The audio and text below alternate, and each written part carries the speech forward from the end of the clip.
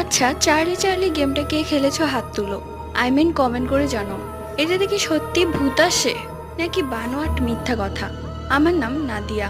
সবার মতো আমিও বিশ্বাস করতাম না, ভাবতাম এটা মিথ্যে বানোয়াট। তাই আমরা চার বান্ধবী মিলে ঠিক করলাম আমরাও চার্লি চার্লি গেমটা খেলবো।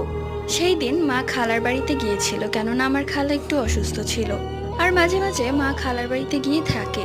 তো আমি আমার বান্ধবীদেরকে বললাম, তুই তোদের মাকে বলবি যে আজকে আমরা আমাদের বাড়িতে পড়বো আর এখানেই থাকবো। কথা মতো ওদের মাও রাজি হয়ে যায়। এরপর আমরা সবাই মিলে রাত 12টার দিকে চার্লি চার্লি গেমটা খেলা শুরু করি। ঘরের দরজা জানালা সব বন্ধ।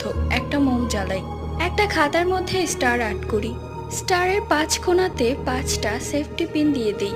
এরপর আমরা গেমটা শুরু করি। কিছুক্ষণ খেলার পর আমরা অনুভব করি যে কেউ এসেছে।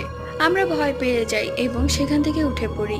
এরপর থেকে আমার মনে হতো আমার সাথে কেউ আছে। মাকে বলে